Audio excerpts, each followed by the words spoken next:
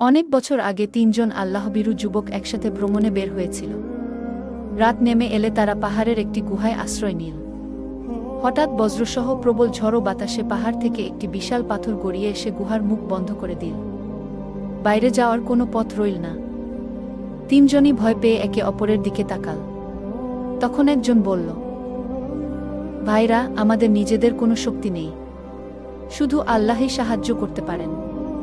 আসো, আমরা আল্লাহর কাছে এমন আমল বা কাজের ওয়াসিলা দিয়ে দোয়া করি যেটা আমরা শুধু আল্লাহর জন্যই করেছিলাম।